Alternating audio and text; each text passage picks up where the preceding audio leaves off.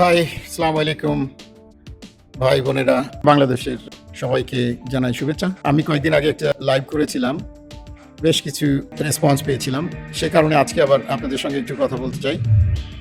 আমি কয়েকটা সাবজেক্ট একসঙ্গে তালগোল পাকিয়ে একসঙ্গে বলেছিলাম, যে কারণে পুরো জিনিসটা অনেকের হয়তো ভালো লাগছে, অনেকের হয়তো ভালো লাগেনি, বিকজ ইটস ভেরি লং, অনেক লম্বা ছিল। আজকে যেটা নিয়ে আলাপ করতে চাই, বাংলাদেশের এনার্জি সিকিউরিটি, যেটা নিয়ে আমি আলাপ করেছিলাম সেদিন। আমরা আসলে ডেভেলপিং কান্ট্রিতে বা উন্নয়নশীল দেশগুলোতে আমাদের যে সমস্যা, সেটা হলো যে আমাদের সরকার বা আমরা কখনোই লং টার্মে চিন্তা করতে পারি না। আমরা সব সময় একটা শর্ট টার্ম চিন্তা করি, আজকে বাঁচো, আজকে বাঁচো, আজকে বাঁচো। এই 1 সপ্তাহ, 2 সপ্তাহ, 3 সপ্তাহের একটা এনার্জি বা আমাদের তেল, গ্যাস এগুলোর মজুদ রাখি, খাদ্য মজুদ রাখি। মূলত ভালো দেশগুলোতে বা উন্নত বিশ্বে বা যে দেশগুলোতে অনেক পপুলেশন আছে, সেই দেশগুলো মূলত লম্বা টাইম নিয়ে তারা চিন্তা করে এবং অনেক দিনের খাদ্য মজুদ রাখে, অনেক দিনের জ্বালানি মজুদ রাখে, যে কারণে আপৎকালীন সময়ে তাদের কোনো চিন্তা থাকে না যে কিছু প্রবলেম হলো কোনো সমস্যা নেই, কোনো ধরনের দুর্যোগ হলো কোনো সমস্যা নেই। কিন্তু আমাদের এই শর্ট টার্ম এবং কেস টু কেস বেসিসে করতে যে আমাদের খরচ বেশি হয়। যেমন গত কয়েকদিন আগে দেখলাম স্পটে এলএনজি কেনা হয়েছে $24 পার MMBTU, তো সেইটা আমাদের নর্মাল প্রাইস 10 থেকে 12, তো ডাবলের বেশি হয়ে গেছে।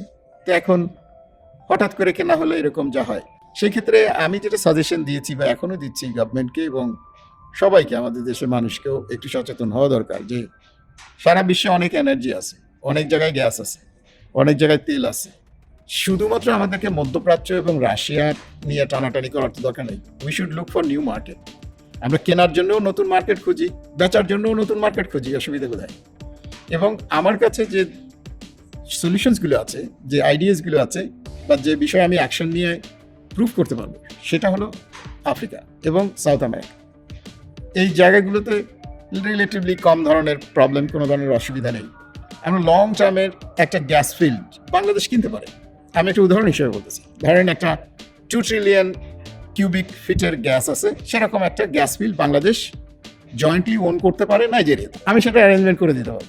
বাংলাদেশ গভর্নমেন্টকে খুব একটা টাকা পয়সা ইনভেস্ট করতে হবে না, ওই 2 ট্রিলিয়নের পয়সা একবারে দিতে হবে না, ওটার 1%ও দিতে হবে কিনা সন্দেহ আছে, but a little bit of an investment ওইখানে করতে হবে। জয়েন্ট ভেঞ্চার একটা ফান্ড কোম্পানি করে এই ইনভেস্টমেন্টটা করে গ্যাসটাকে আপনারা ওখান থেকে লং টার্মে 20-30 বছরের টার্মে নিয়ে আসা যায়।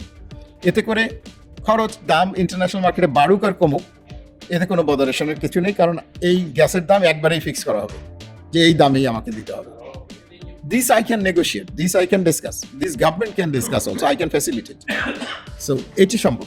তেলের ব্যাপারেও সিমিলারলি আমার কাছে 2 বিলিয়ন ব্যারেল তেলের একটা মজুদ আছে, যেটা আন্ডারগ্রাউন্ড, এখনো তোলা হয়নি, বাট যে কোনো সময় তোলা যাবে।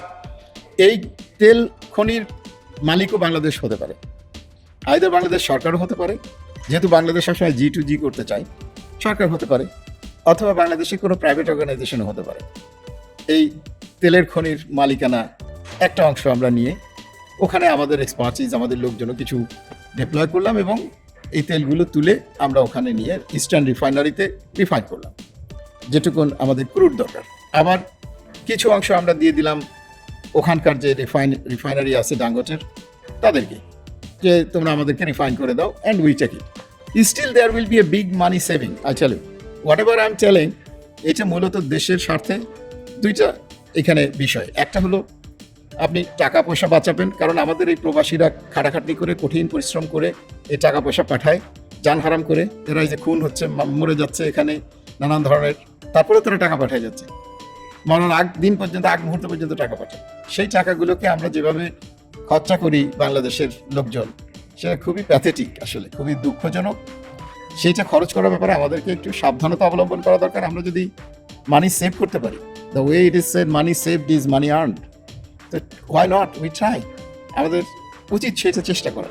আমি মনে করি ব্যক্তিগতভাবে যে আমাদের যে কোনোভাবেই হোক না কেন, যেখান থেকেই হোক না কেন, আমরা যদি মানি সেভ করতে পারি, why not, we should save the money. We should not just be spending buying spot. Long টার্মে চিন্তা করতে হবে।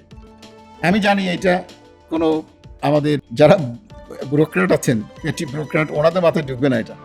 ওনাদেরকে এই আইডিয়া দিলে ওনারা না না না এইভাবে কীভাবে কী হয়, আমরা তো টেন্ডার করি, আমরা স্পট টেন্ডার করি, শর্ট টার্ম টেন্ডার করি, আরেকজন আমাদেরকে কমিশন দেয়, আমরা তাদেরকে অর্ডার দেই, তারা সাপ্লাই করে, আমরা সবাই খুশি, all parties R happy.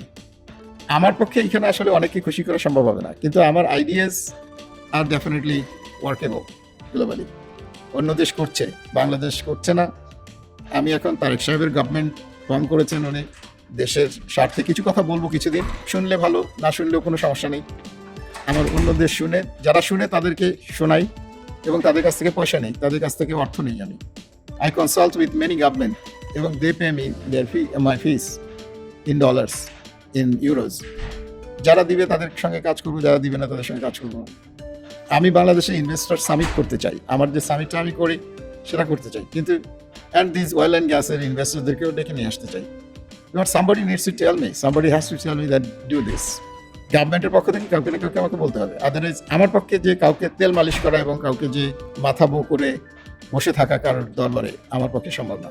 I have every respect on the government, every respect on every one, but আমার পক্ষে কোনো অবস্থাতেই কারোর পায়ে ধুলা নেওয়া সম্ভব না।